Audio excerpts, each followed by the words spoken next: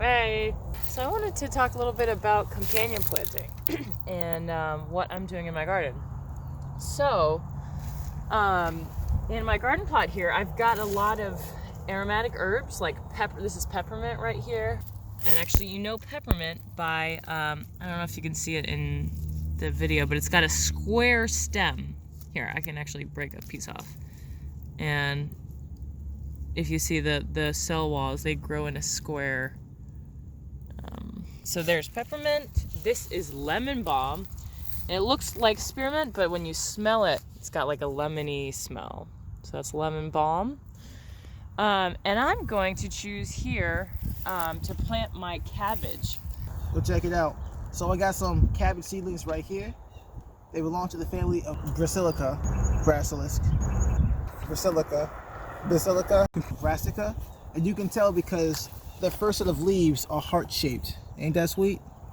Little hearts. And the second set of leaves are always different.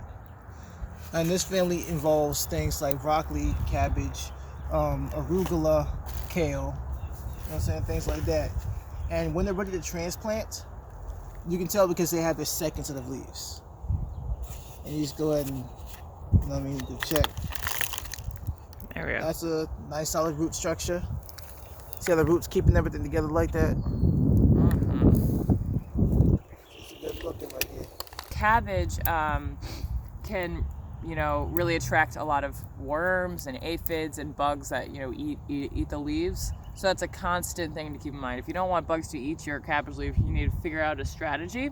So that's why I'm going to put my cabbage near these aromatic herbs that help deter. It helps like kind of blind and deter a lot of pests and worms from finding the cabbage.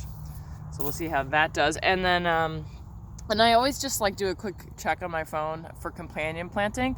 Okay, does cabbage do well with these plants, or are they friends or foes in the garden? Because sometimes they can help each other in terms of what the roots put out into the soil, and sometimes they compete with each other for the same resources. And so you don't want competition, you want symbiosis. And then also, in terms of companion planting, I've got my lettuce in with the mint. And then there's more spearmint over there, or peppermint over there. Got lettuce and some strawberries here. Oh man, there's buds. So in planting this cabbage, I'm trying to maximize my space efficiency while still giving them enough space to grow. So the cabbage is going to grow very, very large. So I want to plant for like at least kind of like that. So I want to plant them a foot apart, so that way, even if they are growing up against each other, they have plenty of room to grow, but I'm still maximizing my space efficiency. And I got room to the sides too. So, and the other thing is we're breaking up the ground. So I broke all of this up with a fork before my planting in, so that the roots can easily break through the soil and expand instead of hitting some hard ground. So check this. One thing about transplanting, right?